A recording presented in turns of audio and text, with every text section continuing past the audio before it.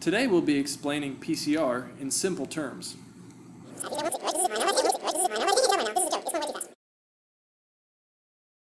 Thanks for watching! Did you really think we'd force you to learn PCR that quickly? No. Let's go through the process just a little slower. PCR is the process of taking a single strand of DNA and exponentially duplicating it into billions of copies in order to have a viable amount for scientific study. The main ingredients in a normal PCR would be double-stranded DNA, nucleotides, Taq polymerase, and DNA primers. But to help you further understand this, we will use life-size visual representation.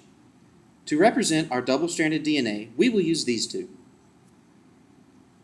while the primer and polymerase will be represented by this delicious ice cream cone.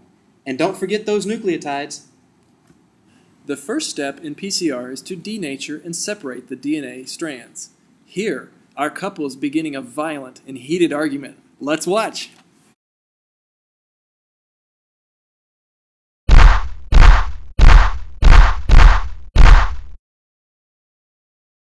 Now that this couple is separated, the real work of PCR can begin.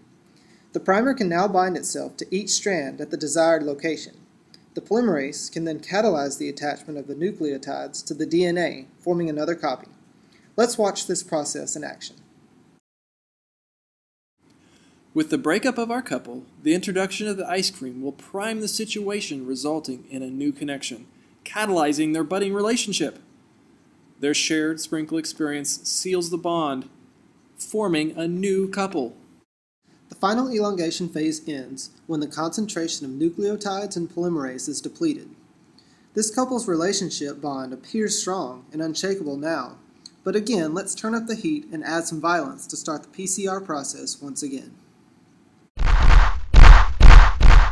Ha ha! Another set of couples down in flames. So much for these couples. We could do this all day long. If we did do this all day long, we would generate billions of couples in a matter of hours. This is exactly why PCR is so helpful to the scientific community. Its ability to generate large numbers of targeted DNA sequences make it invaluable to biological sciences.